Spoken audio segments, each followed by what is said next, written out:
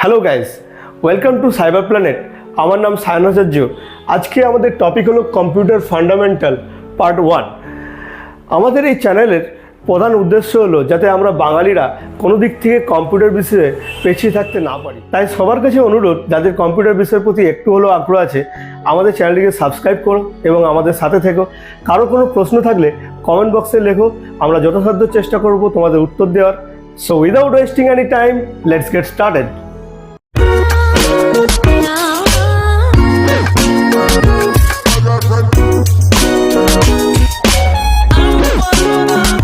তাই সবার প্রথমে চলে আসি কম্পিউটারের ডেফিনেশন। তো কম্পিউটার ডেফিনেশন জানতে গেলে আমাদের কম্পিউটার ওয়ার্ডটি সম্বন্ধে অবগত হতে হবে। কম্পিউটার ওয়ার্ডটিতে প্রথমে যে কম্পিউটার ওয়ার্ডটা কোথা থেকে উৎপত্তি হয়েছে না, কম্পিউটার ওয়ার্ডটি এসছে ল্যাটিন শব্দ কম্পিউট থেকে। কম্পিউট কথার অর্থ তোমরা কি জানো? কম্পিউট কথার অর্থ হলো গণনা। অর্থাৎ তাহলে এখানে আমরা কি বুঝতে পারছি না, কম্পিউটার হচ্ছে একটা গণনাকারী যন্ত্র বা গণক যন্ত্র। এরপর চলে আসি আমরা ডেফিনেশনে, সরাসরি ডেফিনেশনে। তাহলে আমরা ডেফিনেশন যদি কেউ আমাদেরকে জিজ্ঞাসা করে, তাহলে শর্টে আমরা একটা ডেফিনেশন খুব সুন্দরভাবে বলতে পারি। সেটা হলো কম্পিউটার হলো একটি ইলেকট্রনিক যন্ত্র, অর্থাৎ একটি বৈদ্যুতিক যন্ত্র যা ব্যবহারকারীর প্রদত্ত ইনপুট নিয়ে থাকে এবং সেটিকে প্রক্রিয়াকরণ অর্থাৎ প্রসেসিংয়ের মাধ্যমে একটি আমাদের লক্ষণীয় এবং পছন্দসই একটা ফলাফল প্রস্তুত করে। এবং শুধু তাই নয়, কম্পিউটারের মাধ্যমে আমরা যে কোনো ধরনের ম্যাথমেটিক্যাল, লজিক্যাল এবং যুক্তি নির্ভর সমস্যার যে কোনো কিছু আমরা সমাধান কিন্তু খুব অনায়াসে নিমেষের মধ্যে দ্রুততার সঙ্গে এবং নির্ভুলতার সঙ্গে করতে পারি। এরপর আমরা চলে আসছি ফুল ফর্ম অফ কম্পিউটার। তো তোমরা একটু বোর্ডের দিকে ফোকাস করো। তো এখানে আমরা কম্পিউটারের স্পেলিং কি জানি? COMPUTER। তো এখানে প্রত্যেকটা ওয়ার্ডের একটা নির্দিষ্ট ফুল ফর্ম হয়, ঠিক আছে? যেমন প্রথমে আমরা কি পাচ্ছি না, সি। তো সিটা এখানে আমরা কি হবে না, সি ফর হচ্ছে কমনলি।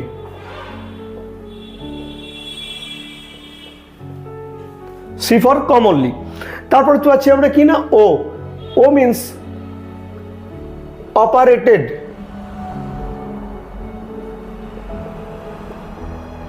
দেন পাচ্ছি M.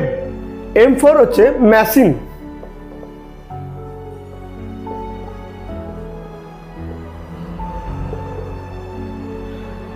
Then P. P for particularly.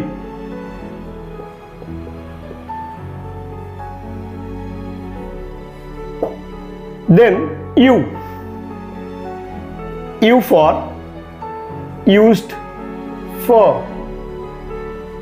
Then T. T for technology.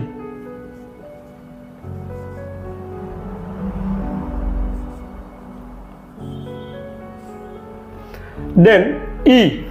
E for education.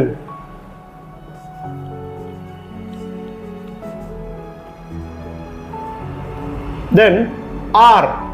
R means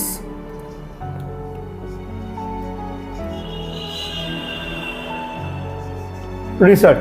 তাহলে এটা হচ্ছে আমাদের সম্পূর্ণ কম্পিউটারের ফুল ফর্ম। তো ফার্স্টে আমরা কি পাচ্ছি না, কমনলি।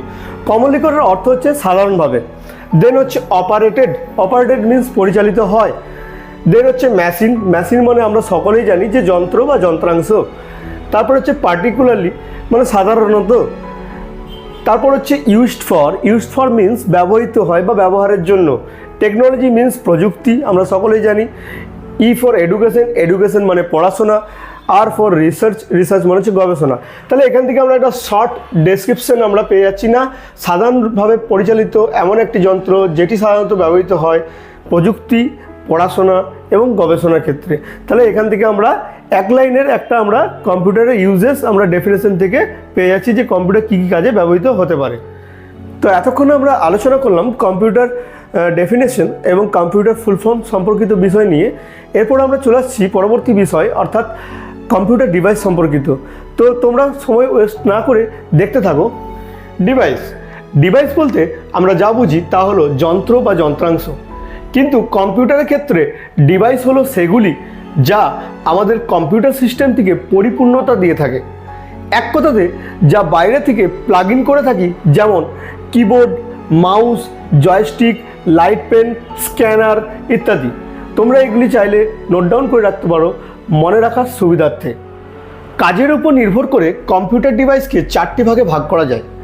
এক, input device, 2 output device, 3 processing device, 4 storage device. এরপর আমরা এই প্রত্যেকটি ডিভাইস সম্পর্কিত তাদের কাজ এবং তাদের কার্যপ্রণালী সমস্ত কিছু সম্বন্ধে আলোচনা করব। প্রথমে চলে আসি ইনপুট ডিভাইস। ইনপুট ডিভাইস হলো এমন এক ধরনের ডিভাইস যার মাধ্যমে আমরা বহির্জগৎ বা বাইরে থেকে আমাদের তথ্য বা ডেটা কম্পিউটার সিস্টেমে প্রবেশ করিয়ে থাকি, সেগুলির প্রক্রিয়াকরণ বা প্রসেসিংয়ের উদ্দেশ্যে। উদাহরণস্বরূপভাবে বলা যায় keyboard, mouse, scanner, joystick, light pen, barcode reader, OMR অর্থাৎ অপটিক্যাল মার্ক রিডার, ওসিআর অর্থাৎ optical character reader, MICR magnetic ink character reader, web camera এবং মাইক্রোফোন।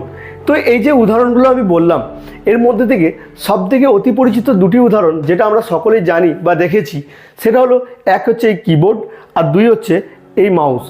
তো এই কিবোর্ডের মাধ্যমে আমরা কিভাবে কম্পিউটারে তথ্য পৌঁছে থাকি না, এই কিবোর্ডে তোমরা দেখতে পাচ্ছ কিছু অ্যালফাবেটিক্যাল কি আছে, তাছাড়া কিছু নিউমেরিক্যাল কি আছে এবং বিভিন্ন রকম সিম্বলস আছে। সেই নিউমেরিক্যাল, অ্যালফাবেটিক্যাল এবং সিম্বলসগুলি ব্যবহার করে আমরা কি প্রেসের মাধ্যমে কম্পিউটারকে কিন্তু আমরা তথ্য দিয়ে থাকি। এছাড়া এই যে মাউসের মধ্যে আমরা কি করে থাকি না, মাউস এক ধরনের পয়েন্টিং ডিভাইস। এর মাধ্যমে আমরা পয়েন্ট করে কোনো কিছুর উপর ক্লিক করে আমরা কম্পিউটারকে কিন্তু নির্দেশ দিয়ে থাকি। এছাড়াও আমাদের যে ওয়েব ক্যামেরা এক ধরনের ইমেজিং ডিভাইস, যে আমাদের ইমেজ ক্যাপচার করতে পারি তার মাধ্যমে। মাইক্রোফোনের মাধ্যমে কি ভয়েস ক্যাপচার করতে পারি, যে কোনো ভয়েস রেকর্ডিং বা ভয়েস ক্যাপচার করতে পারি। এছাড়া জয়স্টিকের মাধ্যমে আমরা গেম প্লে করে থাকি। বিভিন্ন রকম কি থাকে, সেখানে কি প্রেসের মাধ্যমে আমাদের নির্দেশটা কম্পিউটারকে পৌঁছে থাকি। তো এই যে ডিভাইসগুলো বললাম, এই প্রত্যেকটিরই কাজ কিন্তু কম্পিউটারকে নির্দেশ পৌঁছানো বা আমাদের যেটা তথ্য সেই তথ্যকে কম্পিউটারকে জানানো। তাই এগুলো কিন্তু সবই ইনপুট ডিভাইস হিসেবে অভিহিত। তো আশা করি তোমাদের ইনপুট ডিভাইস বিষয়টি সম্পূর্ণভাবে ক্লিয়ার হয়েছে। এরপর চলে আসি আমরা আউটপুট ডিভাইস। ইনপুট ডিভাইসের মাধ্যমে আমরা যে তথ্যগুলি কম্পিউটারকে প্রদান করে থাকি, সেগুলিকে প্রসেসিং বা প্রক্রিয়াকরণের পর কম্পিউটার আমাদের যে লক্ষণীয় ফলাফল প্রদান করে থাকে এবং যে বিশেষ যন্ত্রের মাধ্যমে প্রদান করে থাকে, সেগুলিকে আউটপুট ডিভাইস বলে। উদাহরণস্বরূপভাবে বলা যায় মনিটর, প্রিন্টার, প্রজেক্টর, স্পিকার ইত্যাদি। তো আমরা এই উদাহরণগুলির মধ্য থেকে সবথেকে অতি পরিচিত একটি উদাহরণ যেমন মনিটর, এটা আমরা সকলেই দেখেছি। তো এই মনিটরের মাধ্যমে কম্পিউটার কিভাবে আমাদেরকে আউটপুট প্রদান করে না, আমরা যে সমস্ত কিছু কাজগুলো কম্পিউটারে করে থাকি বা যে সমস্ত কিছু ইনপুটগুলি আমরা কম্পিউটার দিয়ে থাকি, তার যে ফলাফল, সেই ফলাফল কিন্তু কম্পিউটার আমাদেরকে ডিসপ্লে বা প্রদর্শনের মাধ্যমে দিয়ে থাকে। তাই মনিটর একটা আউটপুট ডিভাইস হিসেবে গণ্য করা যেতে পারে। এছাড়া স্পিকারের মাধ্যমে কি আমরা সাউন্ড আউটপুট পেয়ে থাকি। কম্পিউটার আমাদের কি সাউন্ডের মাধ্যমে অর্থাৎ ভয়েসের মাধ্যমে আমাদেরকে আউটপুট বা ফলাফল প্রদান করে থাকে। এছাড়া প্রিন্টারের মাধ্যমে আমরা হার্ড কপি প্রিন্টিংয়ের মাধ্যমে আউটপুট কম্পিউটার আমাদের প্রদান করে থাকে। এছাড়া আমাদের প্রজেক্টরেরও কাজ কিন্তু অনেকটা ঠিক মনিটরের মতোই, মানে এর কাজও কিন্তু ডিসপ্লে করা। তাই এই সমস্ত কিছুই কিন্তু আউটপুট ডিভাইসের উদাহরণ। আশা করি তোমাদের আউটপুট ডিভাইসটি ভালোভাবে ক্লিয়ার করতে পেরে। চলে আসছি পরবর্তী টপিক, প্রসেসিং ডিভাইস। ব্যবহারকারী দ্বারা প্রদত্ত স্থূল, অর্থবিহীন বা ইংরেজিতে আমরা যেটিকে বলি র ডেটা কম্পিউটারে ইনপুট দেওয়ার পর এটিকে প্রক্রিয়াকরণ বা প্রসেসিংয়ের মাধ্যমে ফাইনাল রেজাল্ট বা চূড়ান্ত ফলাফলে রূপান্তরিত হয়। এই যে স্থূল, অর্থবিহীন তথ্যের প্রক্রিয়াকরণ হয়ে থাকে, সেগুলি কিছু প্রসেসিং ডিভাইস ব্যবহার করে করা হয়। সেগুলি হলো সিপিইউ অর্থাৎ সেন্ট্রাল প্রসেসিং ইউনিট, জিপিইউ অর্থাৎ graphics processing unit, sound card, network card ইত্যাদি। আচ্ছা, তাহলে আমরা এখান থেকে কি জানলাম বা শিখলাম না, আমরা যে কম্পিউটারকে যে তথ্য বা নির্দেশ দিচ্ছি ইনপুট যন্ত্রের মাধ্যমে এবং তার বিনিময়ে যে ফলাফল পাচ্ছি, এর মাঝে কিছু বিশ্লেষণ বা প্রক্রিয়াকরণমূলক কাজ হয়ে থাকে। এই কাজগুলি মূলত যে বিশেষ যন্ত্রে বা যন্ত্রাংশের মাধ্যমে বা যে বিশেষ ডিভাইসের মাধ্যমে হয়ে থাকে, সেই ডিভাইসগুলোকে আমরা সাধারণত প্রসেসিং ডিভাইস বলে থাকি। যেমন সবথেকে বড় উদাহরণ যদি এখানে আমরা ধরি, তাহলে হচ্ছে সেন্ট্রাল প্রসেসিং ইউনিট বা সিপিইউ। মানব শরীরে যেমন মস্তিষ্কের ভূমিকা আছে, কোনো কিছু ক্যালকুলেশন রিলেটেড কাজ আমরা মস্তিষ্ক দিয়ে করে থাকি আমাদের, বা যে কোনো ধরনের ভাবনা চিন্তামূলক কাজ, যে কোনো ধরনের কিছু বিশ্লেষণমূলক প্রক্রিয়াকরণমূলক কাজ করে থাকি, ঠিক সেরকম কম্পিউটারেরও কিন্তু ব্রেন বা মস্তিষ্ক হচ্ছে কি আমাদের সিপিইউ। সে কারণেই বলা হয়ে থাকে CPU is the brain of our computer system. চলে এসছি পরবর্তী টপিক, অর্থাৎ স্টোরেজ ডিভাইস। স্টোরেজ ডিভাইস বা বাংলাতে আমরা যেটিকে বলি স্মৃতি ভাণ্ডার, এটি আমাদের কাছে মেমোরি টার্ম হিসেবে পরিচিত। তো এটা আমরা কি জিনিস একটু ভালোভাবে বুঝে নিই। তো আমাদের যেমন মানব শরীরের মস্তিষ্ক একটা স্মৃতির একটা মুখ্য ভূমিকা পালন করে, যেমন আমরা কোনো পড়াকে বারংবার পড়ার পর সেটাকে অনেকদিন যাবৎ আমাদের ব্রেনের মধ্যে বা মস্তিষ্কের মধ্যে ধারণ করে রাখতে পারি, ঠিক সেরকম কম্পিউটারে যে কোনো কাজ করে ফেলার পর আমরা বা যে কোনো ধরনের ডেটাকে আমরা কম্পিউটারের মধ্যে সেভ করে দীর্ঘদিন যাবৎ কিন্তু তার মেমোরি অংশে সঞ্চিত করে রাখতে পারি। তার মানে এখানে ক্লিয়ার হচ্ছে যে মেমোরির কাজই হচ্ছে মূলত কোনো ডেটা বা কোনো তথ্যকে দীর্ঘদিন যাবৎ সংরক্ষণ করে রাখা বা সঞ্চিত করে রাখা।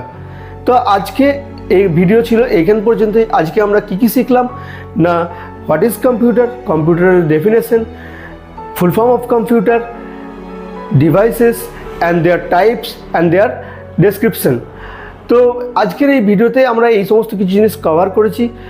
আমরা আসছি আবার পরবর্তী ভিডিওতে খুব শীঘ্রই, এবং সেই ভিডিওতে আমরা আলোচনা করব memory, types of memory, units of memory এবং আরও অনেক কিছু।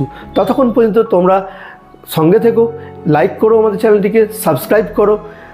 আর তোমাদের যদি কোনো রকম কোনো কিছু কনফিউশন থেকে থাকে তোমরা কমেন্ট বক্সে লিখতে ভুলো না, আমরা যথাসাধ্য চেষ্টা করব তোমাদেরকে উত্তর দেওয়ার। Till then, by.